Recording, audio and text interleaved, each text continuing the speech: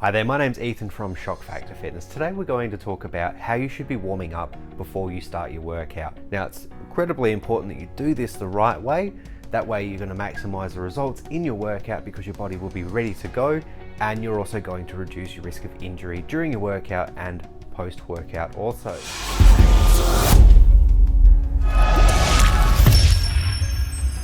Now to begin with, when we're warming up, it's always best to use dynamic movements.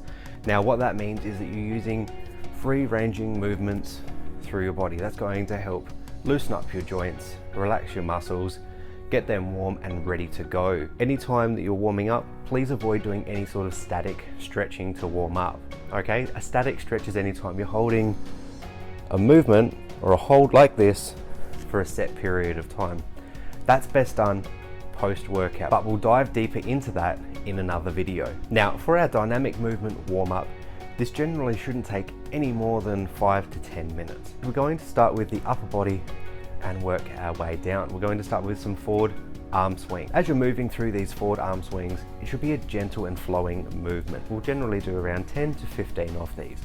Once you've completed those 10 to 15 reps, then we're going to start with some backward arm circles.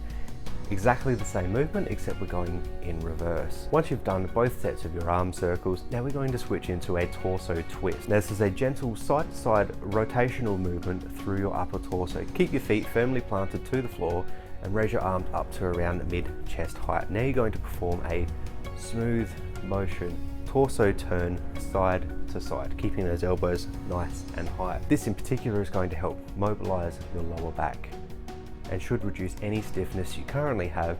That way you can get more out of your workout. Once you've finished your torso twists, now we'll move further down to the lower body. We're going to perform some leg swings. Now if need be, hold on to something so that you have enough balance to do the movement. Now as you start to do the leg swing, it should be a gentle kick forwards and allow your leg to swing back behind you.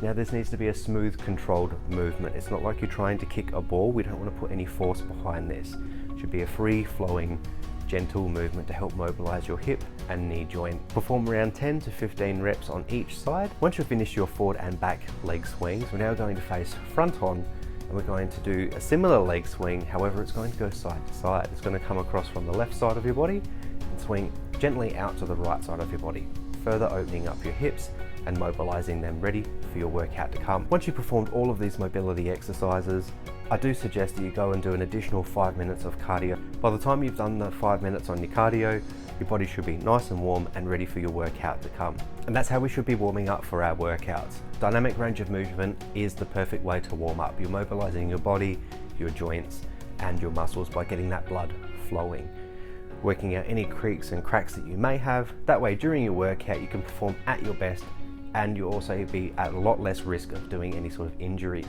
That's all for today, guys. I hope you've enjoyed this video. Please don't forget, leave a like, subscribe for future content, hit that little bell icon. If you've got any comments or questions or anything in particular that you would like to see us do a video on, chuck that down in the comments and we'll make sure to get that done for you. Have a fantastic day and we'll see you next time at Shock Factor Fitness.